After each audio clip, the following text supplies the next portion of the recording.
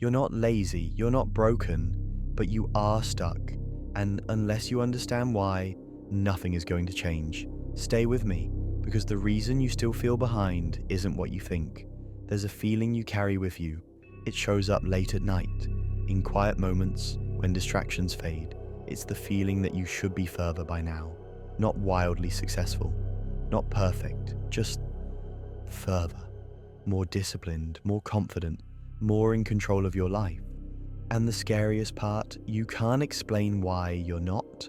You've watched the videos, read the posts, saved the advice, yet something isn't clicking. That's because the problem isn't effort, it's something deeper.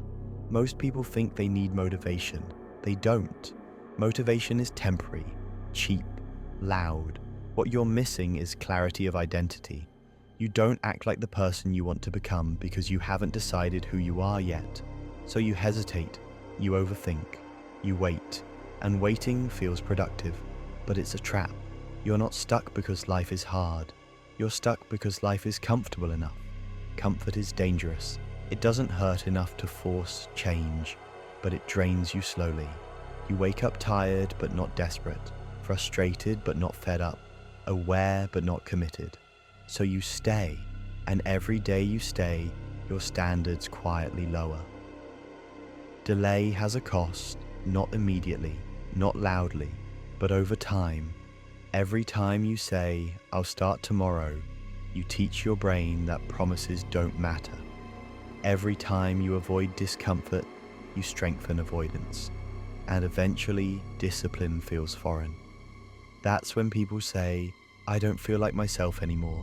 But this is the self you trained. You don't feel behind because others are ahead. You feel behind because you know what you're capable of. That gap between potential and action creates pressure. Ignore it long enough and it turns into numbness. That's when people settle. Not because they want to, but because fighting feels exhausting. Change doesn't start with inspiration. It starts with a decision that feels uncomfortable. A quiet one, a lonely one. No announcement, no applause, just a line you draw for yourself. This ends here. And once you cross that line, your behavior has something to align with. Discipline isn't who you are, it's what you practice. People think disciplined individuals are different. They're not. They just decided that their word matters, even when they're tired, even when no one sees it.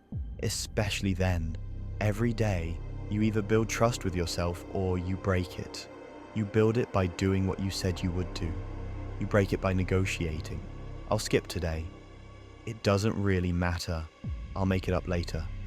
That inner negotiation is where momentum dies. You can distract yourself, scroll, consume, stay busy, but eventually you're alone with your thoughts and they remember everything you avoided. That's why silence feels uncomfortable. Not because it's empty, but because it's honest. Here's the shift. Stop asking, "What should I do?" Start asking, "What does the disciplined version of me do here?" Then act, even imperfectly. Action creates clarity, not the other way around. Every habit is a vote, not for tomorrow, for who you become. The future version of you is watching your daily decisions, and they're either grateful or resentful. Real power is calm. It's not rushed. It's not loud. It's knowing you can trust yourself. That confidence doesn't come from success. It comes from consistency. This video will end, and when it does, you'll have a choice: to feel inspired and unchanged, or to do something small, uncomfortable, and real. Only one of those leads somewhere.